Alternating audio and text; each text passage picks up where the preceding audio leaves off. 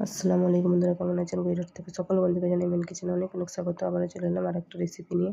প্রথমেই দেখুন আমি গাজরটাকে ছিলে নিলাম, তারপর আলুটাকেও ছিলে নিলাম, তারপর গাজরটাকে গ্রেট করে নিলাম, তারপর দেখুন আলুটাকেও আমি গ্রেট করে নিচ্ছি। তো গ্রেট করা হয়ে গেছে। এরপর আমি একটা পাতিল নিয়েছি, তার মধ্যে আলু ও গাজরটাকে নিয়ে ভালো করে ধুয়ে নিয়েছিলাম। তাতে পরিমাণ মতো লবণ দিয়ে 10 মিনিট রেস্টে রেখেছিলাম। তারপর দেখুন আমি হাতে করে ছেঁকে নিলাম। তার মধ্যে পরিমাণ মতো লবণ ও ময়দা, কর্নফ্লাওয়ার দিয়ে ভালো করে মেখে নিলাম। এরপর লঙ্কার গুঁড়ো দিয়ে দিলাম, দিয়ে আবার ভালো করে মেখে নিলাম। তারপর একটা ডিম ফাটিয়ে দিয়ে দিলাম, দিয়ে আবারও মেখে নিলাম।